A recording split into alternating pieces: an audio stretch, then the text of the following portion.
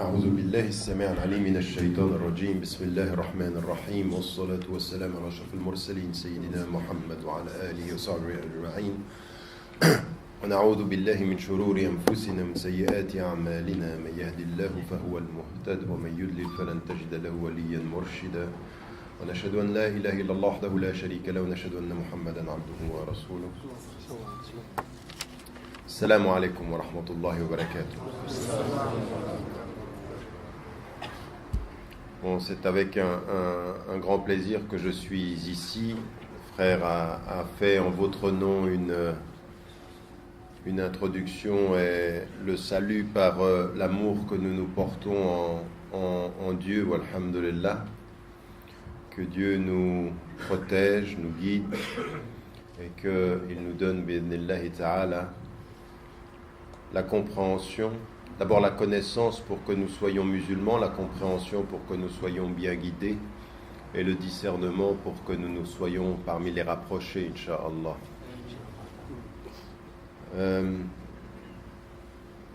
Le sujet d'aujourd'hui, vous avez tout à l'heure parlé de la viande halal et d'un certain nombre de... Vous m'entendez bien au fond? Oui? Pas trop, il faut que je parle plus près du micro, c'est ça? Oui. Il y a un autre lieu où il y a des gens qui entendent? Les sœurs sont ailleurs? Oui, ils entendent. Les sœurs sont en haut, donc on les salue également, même si on ne les voit pas, on les salue chaleureusement. Et donc en l'occurrence, je vais parler comme ça c'est mieux? Oui. Très bien, donc les frères ont... D'abord, une chose que je voulais vous dire avant de commencer, puisque nous nous préparons au mois du Ramadan, et nous savons que le prophète, sallallahu alayhi wa sallam, était pendant le mois du Ramadan. D'abord, il était toute sa vie, il a été généreux, et pendant le mois du Ramadan, il l'était davantage encore. Et sa générosité n'était pas proportionnelle à son avoir. C'est-à-dire que le prophète, alayhi salam, on le sait, avait peu et il donnait beaucoup. Et il savait que donner beaucoup, quel que soit ce que l'on a, c'est jamais perdre ce que l'on donne, mais c'est toujours gagner davantage en hasanat devant Allah subhanahu wa ta'ala. Et sa générosité était décuplée pendant le mois du Ramadan. Et nous allons tous entrer dans le mois du Ramadan. C'est une question maintenant de semaines et de jours, Inch'Allah ta'ala. Et vous êtes ici dans un lieu, j'ai entendu et j'ai suivi tout ce qui concerne ce que les frères essayent de faire ici dans cette région avec un centre autour de la mosquée, un centre qui soit lié aux activités islamiques. Et je vous encourage et je vous encourage à le faire dans l'esprit d'une compréhension de la nécessité islamique aujourd'hui, de faire en sorte que votre présence dans votre pays, la France est votre pays, vous êtes français de confession musulmane, ce qui va déterminer votre avenir, et vous entendez tout ce qui est en train de se passer. Vous voyez que les attaques changent de nature. Autant hier on pouvait être raciste de loin, autant on pouvait avoir un discours sur l'islam qui était de loin. Maintenant ça peut aller jusqu'à la violence, et vous avez entendu cette jeune sœur dont le bébé est mort alors qu'il n'était pas né, et que tout ce qui a été lié à l'acte lui-même, la façon dont on s'est pris à son foulard, la façon dont on s'est pris à sa tenue vestimentaire, montre clairement que c'est la nature de son vêtement islamique et de sa pudeur islamique qui a été la cause de ce qui a été fait. Alors nous, on ne va pas se plaindre et on ne va pas jouer aux victimes. Quelle est la meilleure réponse à tout ceci? La meilleure réponse à tout ceci, elle est de deux natures. La première nature, c'est de très bien comprendre, nous, notre religion, et d'y être ancré. C'est ce dont on va parler en se disant...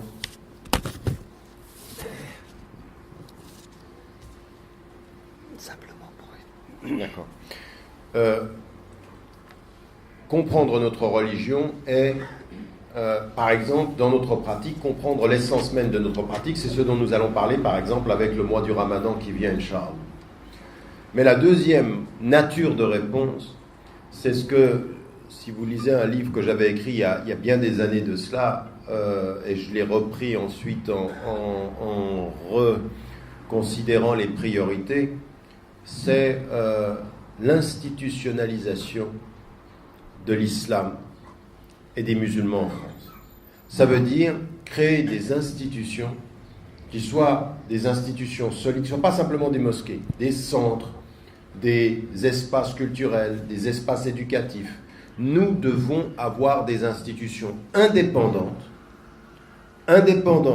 financièrement, indépendantes politiquement, indépendantes religieusement. J'entends par indépendance religieuse que les questions qui sont liées à notre contexte français, elles viendront de notre vécu en France, non pas pour changer l'islam. Les thawabit, elles vont pas changer, ils vont pas changer. Les principes islamiques qui ne changent pas, notre prière, la aqida, les ibadat, el muharrama, tout ça, ça ne change pas. Et le wajibat, ça ne change pas. Les obligations et les interdits. Par contre, la façon dont on doit gérer le lien avec l'environnement, tout ceci, il faut qu'on connaisse notre pays. C'est votre pays. Et pour ceci, on ne peut pas le faire n'importe comment. Il faut des gens des institutions, on doit avoir des gens qui sont éduqués, des gens qui deviennent des professionnels. Il faut institutionnaliser notre présence, professionnaliser nos actions. Institutionnaliser notre présence, professionnaliser nos actions. Ce n'est pas du dilettantisme, j'avais 2 heures de libre, j'ai fait. Non, si tu as 2 heures de libre et tu ne sais pas faire, fais pas. Mais si tu as 2 heures de libre et tu as la formation, si tu as l'expertise, eh ben on a besoin de toi. Mais des gens qui font que dans l'amateurisme, on ne peut plus se permettre ça. Les premières générations, ils sont arrivés il y a 50 ans, 70 ans. Oui, c'est normal, on commençait. Mais maintenant, c'est fini. Maintenant, on est la 4e, 5e génération. Maintenant, on a besoin d'institutions, de compréhension, de professionnalisme et de présence active. C'est les 2 choses sur lesquelles on doit beaucoup insister en tant que musulmans. Et vous, aujourd'hui, vous avez parfois donné de l'argent pour des mosquées, donné de l'argent pour des lieux de culte. Maintenant, il faut mettre l'argent, il faut mettre la main à la poche pour les institutions. Comprendre que c'est maintenant l'âge des institutions, de la présence culturelle, intellectuelle, institutionnelle de l'islam dans ce pays, et vous devez y participer. Donc quand on me dit, et quand je viens dans cette mosquée, on me dit on a un projet, regardez, on a le terrain, subhanallah, ala barakatillah. Maintenant il faut y aller, il faut avancer, ça c'est votre travail. Et n'attendez pas que l'argent vienne de l'étranger ou d'un goût. Non, c'est pas comme ça qu'on travaille. L'argent viendra des gens qui sont ici pour l'indépendance financière, pour l'indépendance intellectuelle et pour la compréhension de notre islam ici, à la lumière de ce contexte. Donc ça, c'est votre responsabilité. Après Allah subhanahu wa ta'ala, c'est ce qu'on dit toujours. Vous connaissez ce qu'on dit, natawakkalu ala Allah thumma ala anfusina. Donc on s'en remet à Dieu, puis ensuite on se remet à nous-mêmes, Inch'Allah. Il faut travailler, ça fait partie de notre indépendance, donc c'est votre travail localement, et plus généralement, vous pouvez trouver du soutien.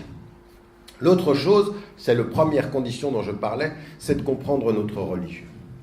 Parce que le mois qui vient maintenant, le mois qui vient est un mois qui est très très important parce que qui comprend le mois du Ramadan, Allah subhanahu wa ta'ala, il le dit dans le hadith al-Qudsi, c'est que le mois du Ramadan, il lui appartient. Pourquoi ? Parce qu'en fait, c'est un mois où je jeûne sans que personne ne le sache, que moi-même, à la limite, je pourrais me cacher et puis manger. Allah subhanahu wa ta'ala, il sait même si vous ne savez pas. Il sait si je mange et il sait si je jeûne. Et il est prescrit le jeûne du Ramadan comme étant le lien qui, dans l'islam, dernière religion révélée, lie toutes les autres religions. Ya ayyuhalladhina amanu kutiba alaykumus siyam kama kutiba alal ladhina min qablikum. Ça a été prescrit pour vous comme il a été prescrit pour les gens. Donc, il y a dans le secret du jeûne quelque chose qui est le secret de l'islam fit tarir, c'est-à-dire comment Allah subhanahu wa ta'ala, au cours de l'histoire, il a systématiquement donné une voie et une pratique. Nous avons donné à chacun d'entre vous une voie et une méthodologie, une praxis, comme on pourrait traduire ceci en français. À chacun d'entre vous, j'ai donné ceci, mais ce qui est commun à tous, vous le trouverez partout, c'est Siyam. Toutes les communautés spirituelles jeûnent. Qu'est-ce qu'il y a dans ce secret-là ? Il y a la vraie compréhension de notre religion, c'est que Siyam, ça va être le fondement très très important de ce Siyam, c'est la compréhension de ce qui est vraiment, fondamentalement, le djihad au sens le plus noble qui soit. Djihad al-nafs. Et ceci, dans notre société, il faut le comprendre pourquoi. Parce que certains d'entre nous, aujourd'hui, ils attendent le mois du jeûne du Ramadan. Inch'Allah, on dit que ce sera le 8, on dit que ce sera le 9. Inch'Allah, juillet. Et alors, on attend que ça arrive. Et quand ça arrive, on arrête de manger, on arrête de boire. Et certains, ils arrêtent de manger, ils arrêtent de boire et ils arrêtent de dormir pendant la nuit, ils dorment plus pendant le jour. Donc il y en a qui font le jeûne, pour eux, c'est juste je change les horaires. Oui, je change les horaires. Il y en a même qui prennent des vacances pour dormir le jour. Et il y en a qui partent en vacances pour que les jours soient plus courts. Et à partir d'un certain moment, on peut jouer avec les règles. On peut jouer avec les règles. Mais ce qui est le plus important, c'est de comprendre quel est le sens fondamental.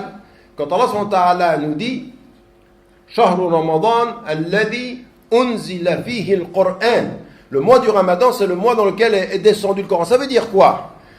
Dans ce mois-là est descendu le Coran. Inna anzalnahu fi laylatil qadr. Ça, c'est aussi le lien du lieu du ciel le plus élevé au ciel le plus bas. Allah subhanahu wa ta'ala a fait descendre, dans l'une des interprétations, le Coran avant qu'il soit révélé sur la terre sur 23 années. Ça veut dire qu'il y a dans ce mois qui va entrer quelque chose qui est une bénédiction où tout ce qui est de l'ordre du mal et des démons est attaché et tout ce qui est du bien et des anges est libéré. Allah subhanahu wa ta'ala nous fait rentrer dans un mois où c'est un mois de la bénédiction. Mais faites attention, c'est tout le mois qu'est la bénédiction. Parce qu'il y en a certains qui se disent, je jeûne pendant la journée, je me tiens bien pendant la journée et la nuit, yallah. La nuit, c'est le Ramadan. Ça, dans nos pays majoritairement musulmans, il y en a qui ils n'ont jamais autant utilisé la télévision que pendant le mois du Ramadan. Donc nous, on comprend les règles, mais on ne comprend pas que si ce mois-là, il a été déterminé par Allah subhanahu wa ta'ala, que c'est le mois où on va retrouver comme musulmans, comprenez bien, ce mois-là, en jeûnant, nous retrouvons dans le jeûne quelque chose qui est spécifiquement islamique, mais qui touche à l'universel de tous les messages. C'est là qu'on comprend le dernier verset qui vient dans le Coran. Quand Allah, c'est pas le dernier verset, mais celui qui annonce la fin de la révélation. C'est pas le dernier verset révélé. El-Yawm akmaltu lakum dinakum. Aujourd'hui, j'ai parachevé votre religion. Alors, c'est pas simplement la fin de l'islam des 23 années, c'est j'ai parachevé, toutes les religions vont s'arrêter là. C'est le dernier. Khatim al-Anbiya, c'est le dernier des envoyés. Et tout ce qui est venu auparavant, c'est là que ça s'arrête. Et là où ça s'arrête, c'est que le jeûne qui a été prescrit par tous, pour vous, il est ce mois-là. Et ce mois-là de jeûne, qu'est-ce qu'il est? Le mois du Ramadan, c'est le mois du Coran. Shahrul Ramadan ou Shahrul Qur'an. C'est-à-dire qu'il va falloir maintenant se réconcilier avec quoi? Quand on dit Shahrul Qur'an, ça veut dire quoi? Ça veut dire qu'on va simplement se dire chaque jour, je vais lire 1/30 du Coran. Et il y en a, quand ils lisent le Coran, ils se disent 1/30, ils comptent les pages. Mais c'est pas ça, lire le Coran. Le Coran, c'est pas je compte les pages qui me donnent 1/30, c'est je comprends le sens qui me donne la lumière. El-Qur'an huwa nour. Le Coran, c'est de la lumière, c'est pas des pages que l'on compte. C'est quelque chose. Quand Allah subhanahu wa ta'ala dit au début de la révélation, Inna sanulqi alayka qawlan thaqila, il ne dit pas le poids du livre.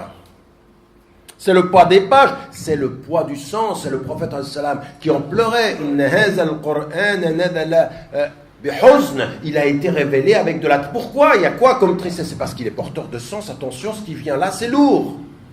Dans le langage de la cité, c'est du lourd. Mais c'est du lourd au niveau spirituel, ça veut dire quoi? Ça veut dire que quand vous allez jeûner, il faut vous réconcilier avec le Coran. Et quand vous vous réconciliez avec le Coran, vous réconciliez avec le sens des choses.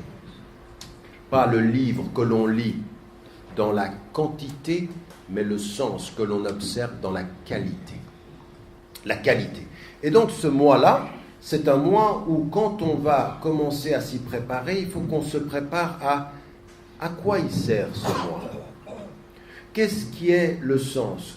Quand est-ce qu'on va se rapprocher de ce Coran? Ça dit, qu'est-ce que ça dit?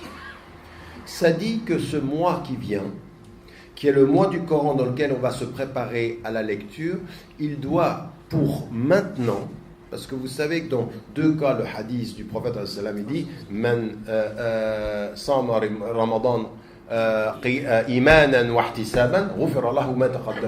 c'est-à-dire Allah subhanahu wa ta'ala il dit celui qui jeûne le Ramadan imanan, c'est-à-dire plein de foi, wahtisaban, c'est-à-dire avec conviction, avec engagement, Allah subhanahu wa ta'ala lui pardonne ses fautes. Et il est dit la même chose, man qama laylat al-qadr, c'est-à-dire celui qui va se lever pendant laylat al-qadr, qui va la chercher, et bien Allah subhanahu wa ta'ala, imanan wa ihtisab, c'est-à-dire Allah subhanahu wa ta'ala, dans cette perspective-là, il va lui effacer ses fautes.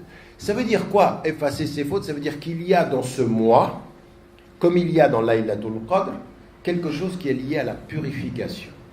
Et on se souvient de ce qu'Allah subhanahu wa ta'ala nous dit quand il dit Kama arsalna fikum rasulan minkum yatlu alaykum ayatina wa yuzakkikum. Le premier élément c'est tazkiya, c'est-à-dire qui va vous purifier. Donc la lecture du Coran, yatlu alaykum ayatina, il va vous lire. Vous allez revenir au Coran pour faire quoi? Liyuzakkikum, c'est-à-dire pour vous purifier, wa yu'allimukumul kitaba wal hikma. Et le kitab, c'est le livre. La hikma, c'est deux choses. Selon les savants, ils disent la hikma, c'est la sunna du prophète, c'est le kitab wal hikma. Mais qu'est-ce que ça veut dire la sunna du prophète? C'est-à-dire que l'application du Coran dans notre vie quotidienne devient la sagesse.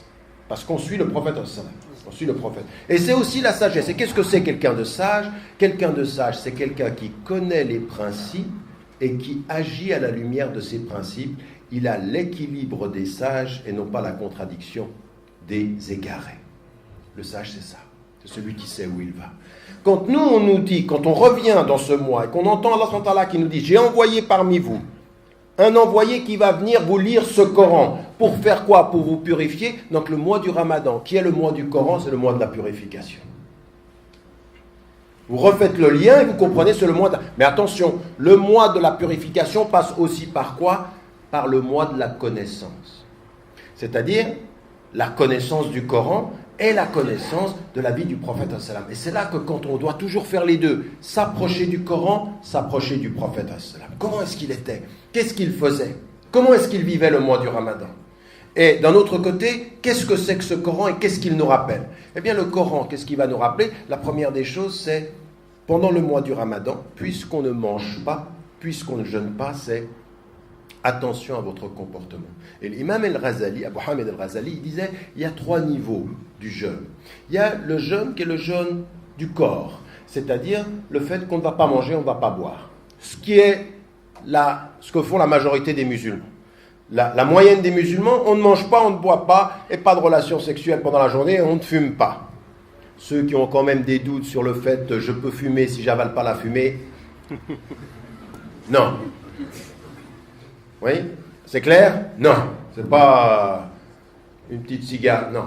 Déjà, moi je ne sais pas comment certains peuvent penser que c'est halal en dehors du mois, je ne sais pas. Pour moi c'est même, enfin je ne vais pas rentrer là-dedans, ma fatwa à moi c'est on ne fume pas. Pour moi, c'est aussi grave que des péchés qui vont être de s'intoxiquer à l'alcool, le fait de s'intoxiquer à la fumée, mettre de l'argent dans un produit qui vous mange la santé, qu'il y a des gens qui ont faim, il y a des gens qui meurent de faim tous les jours, et toi tu mets des euros pour acheter du produit qui te tue le corps. Je ne sais pas comment quelqu'un peut penser que c'est peut-être... Ça ne rentre pas le Ramadan. Puis quand on ne sait pas, on dit fihi ra'yi. Ra'yan, il y a 2 opinions. Pour moi, il n'y en a pas. Et quand le savant dit, comme comment est-ce qu'il s'appelle, Abu Hanifa, il comprenait les gens quand ils disaient makruh, c'est parce qu'il n'osait pas dire haram. Mais quand on entendait qu'il disait makruh, ça veut dire akrahu, c'est-à-dire je déteste ça, c'est du fait du détestable, ça voulait dire il faut s'éloigner de ça. Maintenant, pour ceux qui ont encore des doutes sur le mois du Ramadan, non, il n'y a pas de doute, en tout cas pendant la journée, de tout cela on s'éloigne. Ça c'est le premier niveau. Puis un deuxième niveau, c'est le fait des organes, c'est-à-dire le jeûne de notre main, le jeûne de nos yeux, le jeûne de nos oreilles. Et puis il y a un troisième, c'est le jeûne du cœur. C'est-à-dire ça, c'est ceux qui travaillent très très profondément leur spiritualité. Chacun d'entre nous commence au premier niveau, mais certains parviennent au dernier et d'autres n'ont même pas commencé à marcher. Et le prophète il dit, certains d'entre vous ne garderont dans leur jeûne que le fait de s'être sevrés ou de s'être empêchés de manger et de boire. C'est tout ce qu'il y aura. Ils n'auront fait que ça. Mais le mois du Ramadan, si on comprend bien, c'est le mois du Coran pour nous purifier. C'est purifier quoi? D'abord, la première des choses, comme le dit toute la tradition mystique en islam, la profonde tradition mystique, pas ceux qui sont les soufis contemporains où ils disent, non, moi je parle de ceux qui sont très très profondément, ceux qui comprennent l'islam comme quand on est proche de Dieu, c'est pas qu'on enlève la prière, c'est pas qu'on enlève le jeûne, c'est qu'on ajoute du jeûne, qu'on ajoute comme le prophète as-salam. Le prophète as-salam, il voulait pas montrer trop aux gens pour pas trop peser, et pendant la nuit, lui, il priait plus quand personne ne le voyait. Nous, les mystiques d'aujourd'hui, ils sortent, ils prient pas, ils disent à tout le monde qu'ils sont mystiques, et dans la nuit, ils dorment. Elle dit, attends, non, c'est pas ça. Le prophète, son exemple, c'est devant les gens, il prie pour pas trop faire pour eux. Même le tarawih, le prophète, n'a pas continué pour que ça ne devienne pas une obligation. C'est une sunna mu'akkada, c'est-à-dire il le priait, mais lui, il est rentré pour pas que ça devienne quelque chose qui soit une obligation. Regardez comment il est, lui, c'est un éducateur. Quand il voyage et qu'il est avec sa femme, Aïcha radiallahu anha, et que lui qu'est-ce qu'il fait, lui la communauté derrière lui, il sait que toute la communauté le regarde, donc lui il prie, comment dit-on, il raccourcit les prières, et puis elle ne les raccourcit pas, il jeûne pas, elle jeûne, et elle lui dit mais comment ça se fait, moi je jeûne et moi je ne raccourcis pas les prières, et lui qu'est-ce qu'il lui répond, il lui répond de elle à elle, ahsanti ya Aïcha, c'est-à-dire tu fais bien, toi de toi à toi, min ahl al-azima, c'est-à-dire tu tiens, mais moi, lui il éduque les gens, donc quand les gens le voient, il prie moins, selon les règles, c'est-à-dire il prend bil rojas, c'est-à-dire l'allègement, mais quand tout le monde dort, lui il prie, et il prie toute la nuit. Vous voyez, la sincérité, c'est quand vous me voyez, j'allège, quand vous dormez, j'augmente. Ça, c'est le soufisme. Ça, c'est l'islam. C'est pas quelqu'un qui, chaque fois que tu lui parles, moi, je suis un mystique. Je suis en communication 24 heures sur 24. Non, c'est pas ça. Ça, c'est du folklore. C'est du folklore, c'est de l'exotisme. Regardez comment les prophètes, quand on le voit, j'allège parce que j'éduque. Mais quand je suis avec Dieu, j'approfondis parce que je me purifie. Est-ce que tu dors, ya Rasulullah? Elle lui dit sa femme, mon corps dort, mais mon cœur est éveillé. Vous savez, beaucoup de gens, vous savez d'où je peux venir dans ma famille. Il y a une chose que j'ai jamais... Dans l'introduction que j'ai fait au Ma'thurat de Hassan el-Banna, dans les introductions, il y en a de ceux que j'ai gardés. Parce que ça, c'est aussi, ils voyageaient. C'était pas comme nous, là, où tu as ce métro, l'avion, le TGV. TGV en Égypte, ça aurait été le luxe. Oui, le TGV, pour l'Égypte, c'est la Ferrari, quoi. Il n'y a pas là.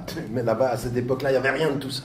Ils voyageaient, ils étaient fatigués. Moi, mon père, rahimahullah, il me disait, on arrivait, on avait les lèvres qui se touchaient tellement on était déshydratés. Et lui, il voyage comme ça pendant des jours, et à un moment donné, il se trouve avec son compagnon, donc Hassan el-Banna, et il lui dit, c'était Omar el-Tilmesani. Omar el-Tilmesani, il l'a dit, el-Murabbi, c'est-à-dire il l'a appelé l'éducateur. Ils arrivent, ils sont fatigués, et ils arrivent dans une chambre comme ceci, et lui dit, ya Omar, tu dors? Elle lui dit, non, je dors pas. Et ils restent allongés tous les deux. Après 20 minutes, il lui dit, Omar, tu dors? Et il dit, non, je dors pas. Il reste allongé. Et c'est Omar el-Tilmesani qui raconte cette histoire-là. Il raconte ça sur celui qui l'a éduqué. Et après 20 minutes, il lui dit, tu dors? Et lui, il dit, moi, j'ai pensé que je le gênais un tout petit peu si je l'étais tout le temps en train de lui dire, je dors pas. Il dit, j'ai pas répondu. Et comme j'ai pas répondu, il a pensé que je dormais. Et lui, il se lève, il met le tapis et il fait la prière. Et tahajjud. C'est-à-dire, si tu dors et que tu me vois, je vais te gêner parce que tu vas venir avec moi. Mais comme il pensait qu'il dormait, il le fait pour Dieu, il ne le fait pas pour l'autre. Vous voyez, ça,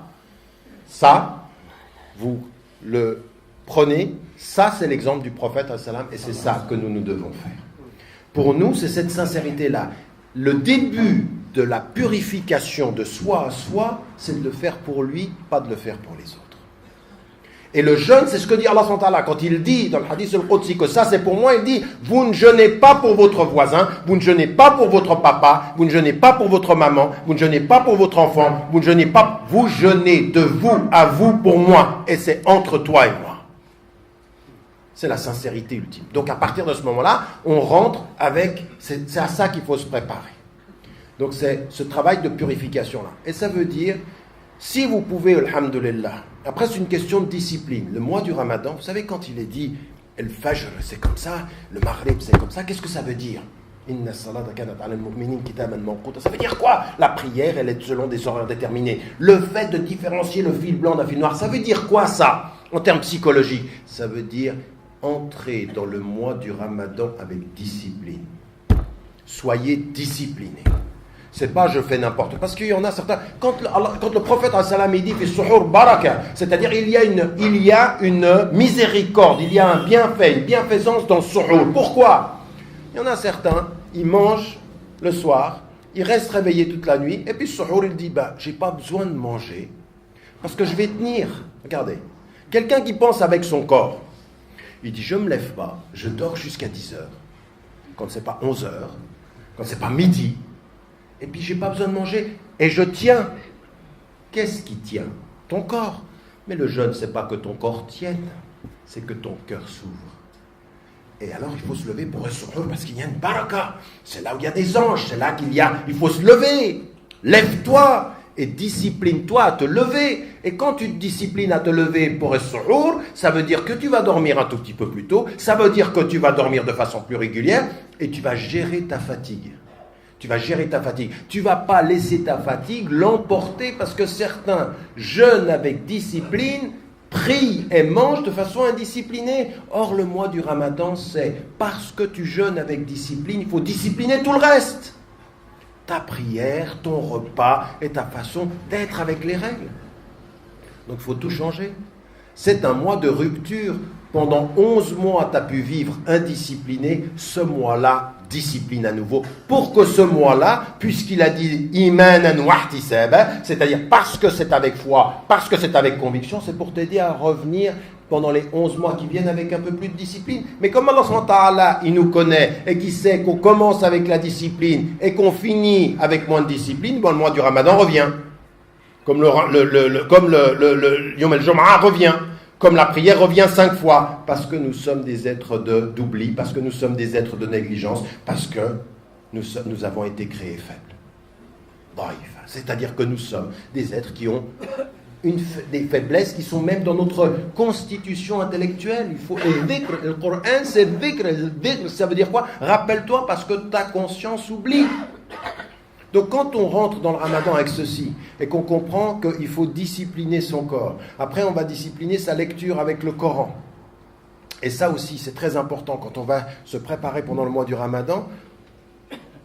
Faites très très attention à ça. Parce qu'il y en a certains qui se disent chaque jour je vais lire 1/30 du Coran.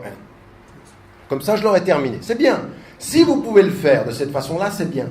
Mais attention, ne faites pas en sorte de vous imposer une quantité qui va vous faire perdre la qualité.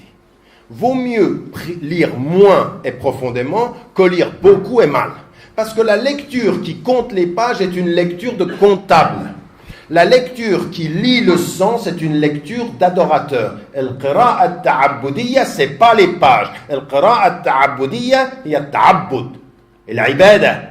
Et ça, c'est une chose qui est très très importante qu'il faut absolument, parce que c'est comme ceci, yatlu alaykum ayatina wa yuzakkikum, c'est-à-dire attention, faites attention, n'ajoutez pas en quantité ce que vous ne pouvez pas supporter en compréhension.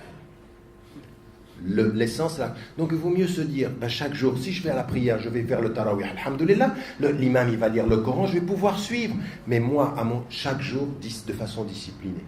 Donc je me donne quelque chose. Et le prophète, qu'est-ce qu'il a dit? Qu'Allah, il aime ce qui fait les petites choses, mais qui durent. Et il y en a certains d'entre nous, le premier jour du Ramadan, ils te lisent bien. Deuxième jour, bien. Troisième jour, pas mal. Presque pas. Et puis les 10 derniers jours, khalas. Le prophète c'était le contraire. C'est 20 jours où on se bat et les 10 derniers jours, il en réveillait sa famille, il en rajoutait. C'est là où il y a le djihad, c'est dans cette fatigue-là. Mais c'est pas 20 jours. Non, nous c'est le contraire. Même vous savez, moi je fais des chroniques tous les jours. Si vous allez sur le site, chaque jour de Ramadan, je fais une chronique de 3 minutes. C'est très marrant parce que moi je peux voir comment sont les musulmans. Je peux vous dire psychologiquement, le premier jour de la chronique, masha'Allah, des milliers qui écoutent. Le Le dernier 10 jours, un peu moins, ils sont fatigués. Il dit, mais attends, mais on n'a pas compris là. On n'a pas compris. C'est pas, on ne fait pas le ramadan avec émotion, on fait le ramadan avec spiritualité. Donc il faut tenir et puis il faut se dire, voilà, j'en ai pour 1 mois et je vais aller en accroissant, pas en diminuant. C'est pas le premier jour je suis prêt et le dernier jour je disparais. Non, c'est le premier jour je suis prêt à me préparer toujours un peu plus pour que les 10 derniers jours, quand on va rentrer dans la recherche de Laylatul Qadr, de la nuit du mérite, du destin ou la nuit du pouvoir, eh bien on soit prêt. Parce que là, Khayrun min alfi shahr, c'est une nuit, elle vaut plus que 1000 mois d'adoration. C'est une nuit où véritablement tout ce que Allah subhanahu wa ta'ala, il s'approche de vous, il envoie ses anges. C'est parmi les nuits impaires de ces 10 derniers jours. Donc ça veut dire qu'il faut être prêt. Donc tout ceci, il faut entrer dans le mois du Ramadan avec, vous savez, intellectuellement, spirituellement et personnellement, un mois de discipline. Et on va, de ce point de vue-là, avoir un rapport au Coran, un rapport à la prière, où il faut être engagé personnellement. Engagé. Et attention, ne comptez pas les pages, donnez-vous juste le contenu où vous êtes sûr de pouvoir garder le sens. Maintenant, il y en a certains d'entre vous, alhamdoulilah, ils lisent en arabe. Et ils comprennent. Alhamdoulilah.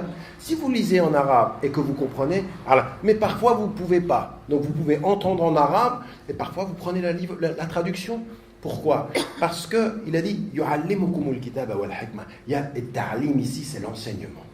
Et il est vrai que quand vous ne connaissez pas l'arabe et que vous connaissez le français, vous pouvez lire en français le sens. Moi, j'ai une personne qui s'est convertie à l'islam. Elle allait faire le tarawih, c'était à Genève, et chaque fois avant le tarawih, elle lisait tout en français. De façon à ce qu'en arrivant à la mosquée, au bout d'un moment, en lisant en français, les mots reviennent, on commence à comprendre ce qui est dit. Et plus vous comprenez, plus vous êtes concentré. La concentration vient avec la compréhension. Mais si vous ne comprenez pas, évidemment, après, votre esprit peut partir. Nous sommes dans un devoir de compréhension. Donc vous avez les moyens. Quelqu'un qui me dit, après des années de jeûne, mais je ne comprends pas l'arabe, je dis, attends. Avec 1000 mots, que tu comprends de l'arabe au français, quand tu entends le Coran, tu commences à comprendre jusqu'à 60% de ce qui est dit. Et même plus. Donc, et ça tu vas l'apprendre comment? Tu sais parce qu'on est très organisé pendant le mois du Ramadan. On sait presque ce que l'imam va dire, où il s'est arrêté, où il va commencer. Donc on le lit en français, et on y va et on écoute. Et les mots commencent à entrer, on commence à s'habituer aux choses. Et finalement, ça devient notre culture. Et après 1, 2, 3, 4 Ramadan, où on a fait ça, ou entre le Ramadan, on s'est habitué à faire comme ça, eh bien, le Coran en arabe devient accessible. Comment ça se fait que des gens qui sont convertis à l'islam, après 2 ans, 3 ans, ils ont une compréhension des grands thèmes du Coran, et que des musulmans qui le sont depuis leur naissance, ils viennent te dire, moi je ne connais pas l'arabe. Donc quel effort tu as fait de comprendre ce qui était dit quand le Coran était lu? Quel effort tu as fait?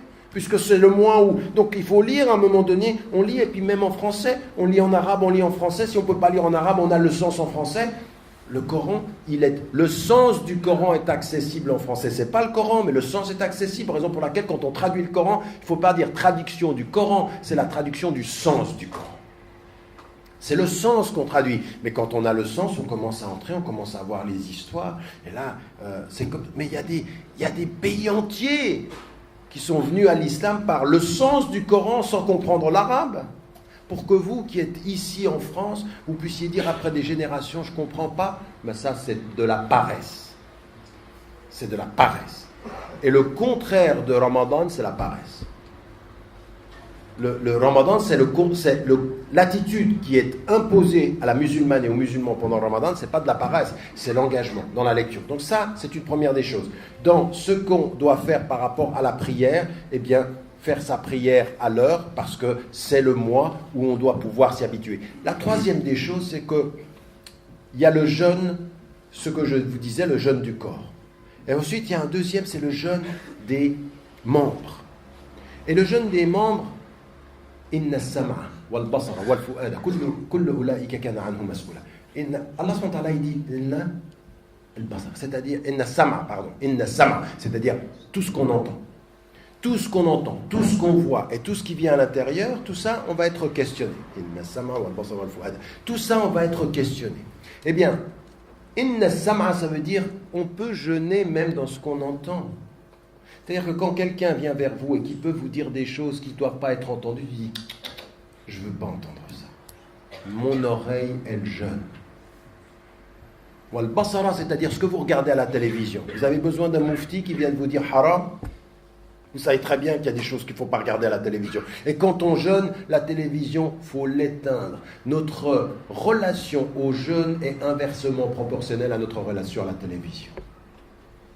Et s'il vous plaît, ne rompez pas le jeûne avec la télévision allumée.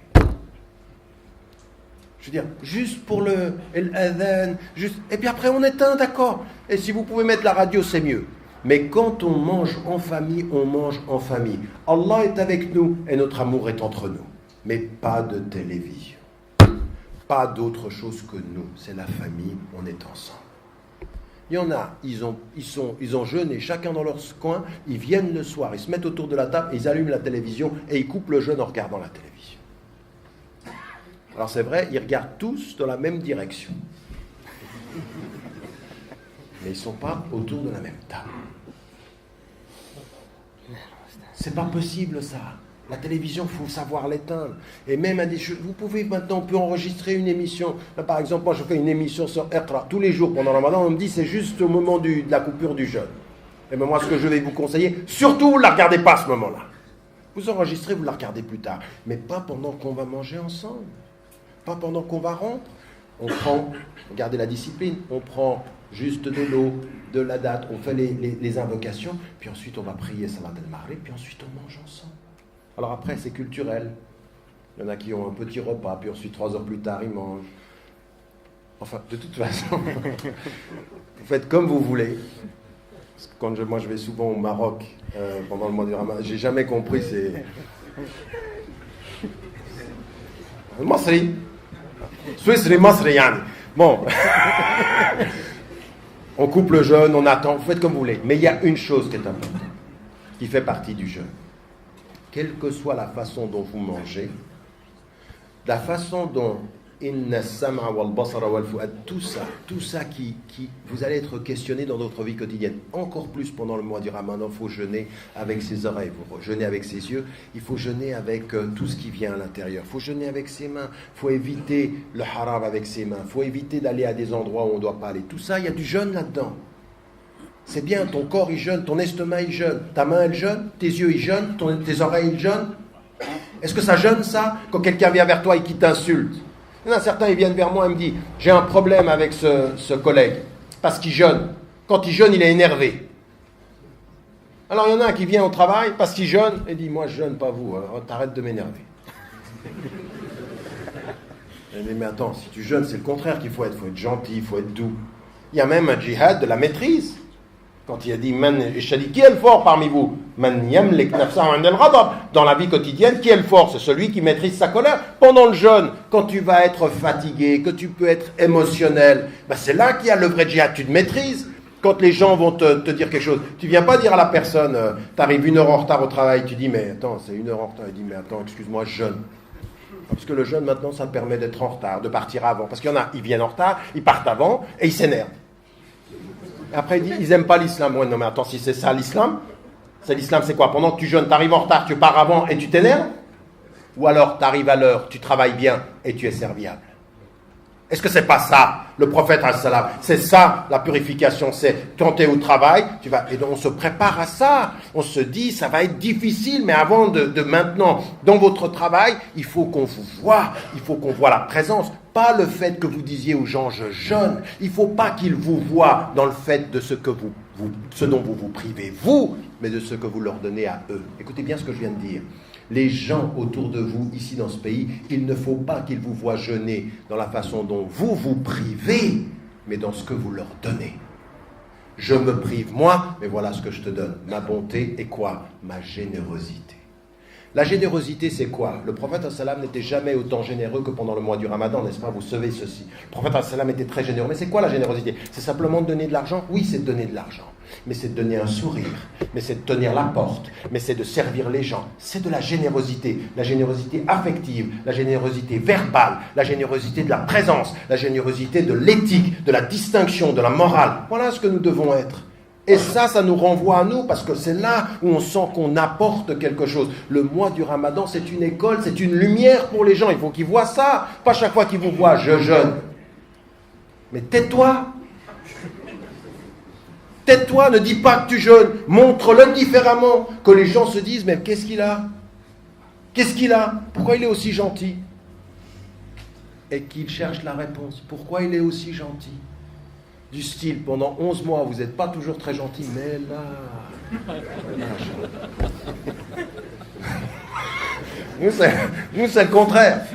Nous, c'est le contraire. On n'est pas toujours très gentil pendant 11 mois, mais alors ce mois-là, on est énervé. Donc, voilà. Ça, la générosité, c'est ça. Et donc, il faut qu'on soit comme ceci. Et c'est bon pour nous, parce que ça, c'est le jeûne de nos membres. Et puis...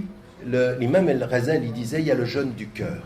Et le jeûne du cœur, c'est la maîtrise de tout ce qui pourrait venir dans notre cœur. Et il faut être, c'est-à-dire tout ce qui vient en nous et qui n'est pas bien, eh bien, ça, il faut aussi le purifier. Mais ça veut dire quoi, ça? Vous savez, un de ceux à qui on a annoncé le paradis était quelqu'un qui, quand l'autre compagnon est allé le surveiller, il n'a rien vu de parti. Il dit, mais attends, qu'est-ce qu'il fait de plus? Il ne jeûne pas beaucoup plus que les autres, il ne prie pas plus que les autres. Il dit, moi, quand je vais me coucher, mon cœur et mon intérieur, il est vide de tout ce que je pourrais avoir de négatif par rapport aux gens. C'est-à-dire, je suis purifié de mes mauvaises appréhensions, de mes mauvaises pensées vis-à-vis des gens. Eh bien ça, c'est aussi le jeûne du cœur, c'est-à-dire qu'on purifie, qu'on travaille sur notre fraternité, notre relation. Vous avez un papa, vous avez une maman, vous avez un frère, une sœur, vous avez des enfants. Pendant ce mois-là, si votre papa il est encore vivant, si votre maman est encore vivante, si votre papa est décédé ou votre maman est décédée, c'est le mois où le jeûne du cœur s'est réconcilié, c'est la Rahim. Silat al-Rahim, huwa al-Rahman. C'est-à-dire, il faut le jeûne du cœur, c'est enlever du cœur les mauvaises pensées, emplir le cœur des meilleures pensées, des meilleurs sentiments. C'est de pardonner, Rahman. C'est être comme ça, Rahman. Ben non, ça c'est un vrai djihad. C'est un tiers du Ramadan, c'est Shahrul. C'est un tiers, c'est Rahman. C'est la miséricorde. Donc il faut qu'on fasse ceci, il faut qu'on soit comme ceci. Et tout ceci, il faut qu'on le soit d'autant plus avec sa famille. Akram fal akram, c'est-à-dire toujours avec le cercle concentrique de ceux, avec la communauté. Et puis, deux choses que vous devez faire pour conclure. La deuxième des choses que vous devez faire pendant le mois du Ramadan, c'est que le prophète sallam, il faisait des invocations. Et il est dit, vous savez qu'il y a deux hadiths, un est sahih et l'autre il est faible. Le hadith qui est sahih, c'est « Ad-du'a wa al-ibada ». Ça, c'est le sahih. Ad-du'a wa mukh al-ibada, ça c'est un hadith d'arif. Il veut dire en fait, le sens est le même. C'est-à-dire que ça veut dire que l'adoration de Dieu, c'est le fait de faire des invocations. Et là, pendant ce mois, pendant que vous jeûnez, pendant la nuit, pendant le jour, au lieu de regarder des films pendant la nuit, au lieu de passer votre temps à le perdre, au lieu de dormir pendant le jour, passez du temps à faire des invocations, à communiquer. Qu'est-ce que c'est l'invocation? Vous communiquez avec Dieu chaque fois que vous prenez le Coran, vous communiquez avec Dieu chaque fois que vous faites des prières, et chaque fois que vous faites des doigts. Et là, c'est ce que vous lui demandez systématiquement. La prière, les invocations, c'est quoi? On se souvient de Dieu, on se reconnecte à Dieu, on lui montre notre besoin de lui. C'est prier, c'est quoi? Prier, c'est demander.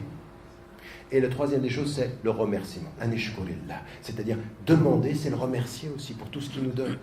Le mois du Ramadan, il faut s'habituer à ça. Alors là, maintenant, il faut se préparer à ça. Il faut se préparer à être dans la discipline, dans la lecture, dans le jeûne du corps, dans le jeûne des membres, dans le jeûne du cœur, dans les invocations. Et l'autre chose,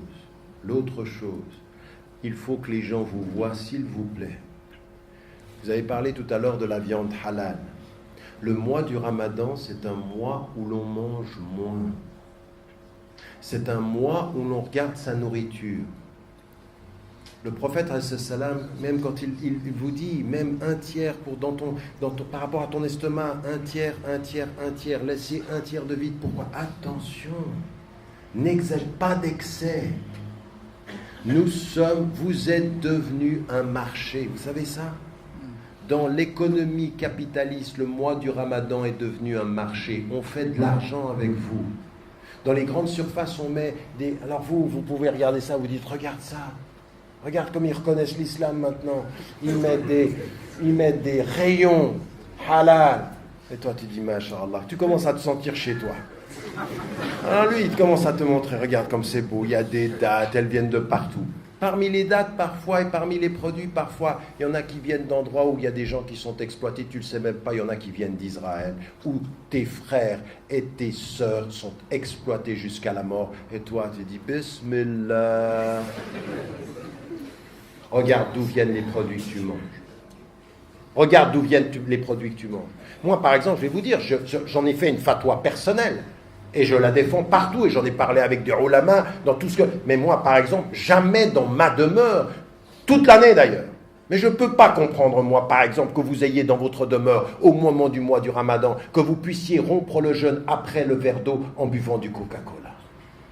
Je ne peux pas comprendre, parce que la philosophie qui est là derrière est une philosophie de la consommation, de l'oppression, et absolument pas de l'élévation spirituelle.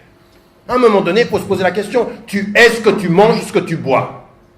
Donc à un moment donné, il y a un djihad aussi. D'où ça vient ce que je bois? Alors, n'allez pas jusqu'à ces produits-là, mais au moins, vous ne mangez pas, vous ne buvez pas des produits dont vous savez que ceux qui les ont produits exploitent des êtres humains. Au moins, vous ne faites pas ça. Au moins, ça c'est l'éthique du Ramadan. Au moins, vous êtes dans la résistance. Pour pas que vous deveniez un marché qu'on utilise. On vous met un bon rayon, il y a un bon parfum oriental, il y a des petites dates, c'est comme chez nous. Et l'argent, c'est chez eux. C'est ça qui est en train de se passer. Et donc, à partir de ce moment-là, on fait attention d'où vient le produit. Dernier élément, on mange moins. On ne commence pas à s'empiffrer, donc on ne commence pas à rajouter. Je veux dire, vous vous rendez compte qu'il y a des pays, maintenant on a fait des comptes, que ce soit... Mais vraiment, il y a 6 pays majoritairement musulmans, on a regardé les quantités de consommation, elles augmentent pendant le mois du Ramadan. Mais ça veut dire qu'il y a un problème, on n'a pas compris. Alors vous, à un moment donné, rentrez à la maison, vous en parlez à votre épouse, ou les épouses en parlent à leur mari, ou les enfants en parlent à leurs parents, ou les parents en parlent. On va manger moins. On fait un petit repas. On est ensemble. On va augmenter l'amour, diminuer la quantité. Et si ce n'est pas assez, on va augmenter d'amour. Vous comprenez ce que je veux dire? Il faut arrêter de commencer à amplifier les choses. Devenez dans ce... Mais pourquoi je dis ça? Parce que pour nous, c'est très important. Moins vous mangez, plus votre corps, il sent. On est dans un autre état d'esprit quand notre corps, il mange moins. Mais attendez, vous finissez le Ramadan, vous êtes déjà fatigué. Et vous le savez, psychologiquement, c'est comme ça. Plus tu manges quand tu es fatigué d'avoir jeûné, plus tu es encore plus fatigué une fois que tu as mangé. Et alors là, tu as envie de te coucher, de dire, ah là, il y a le tarawih. Et il y en a qui vont au tarawih, ils sont à moitié en train de dormir, ils ont tellement mangé. C'est pour ça que tout le monde avait expliqué au Maroc. On me dit, tu sais pourquoi on mange après? On mange après parce que pour le tarawih, il faut qu'on soit bien. Donc on va prier le tarawih, on est bien, après on mange et là, tu vas dormir. Jusque ça. C'est le suhour, quand on fait le suhour. Bon bref, tout ça pour vous dire de la pondération, parce qu'il n'y a pas d'excès, c'est notre religion, pas d'excès. Ça c'est pour nous. Mais il y a une autre chose, et je termine là-dessus, nous sommes dans un pays où aussi on doit montrer que nous sommes contre le consumérisme, contre l'argent pour dépenser. Ne faites pas du mois du Ramadan ce que les chrétiens ont fait de Noël. Noël, c'est devenu une fête familiale où on dépense pour des cadeaux. Nous, c'est en train de devenir une fête familiale où on dépense pour manger. C'est pas ça. Ne nous laissons pas coloniser par la consommation. Nous devons rayonner en France par la spiritualité et non pas nous laisser emporter par la consommation. Si les grands marchés sont en train de mettre de la viande partout, c'est que beaucoup n'ont pas compris ce que c'était que le Ramadan. Et je vous l'ai dit, c'est el kitab ou al-hikmah, la sagesse, c'est ça. La sagesse, dans toutes les traditions, c'est toujours la pondération. Que Dieu nous aide, Inch'Allah, à être pondérés et à se souvenir de l'essentiel. Et ça commence maintenant. Ça commence maintenant à se préparer dans la discipline et dans la générosité, Inch'Allah, pour vous-même et pour la communauté. Salam alaikum wa rahmatullah.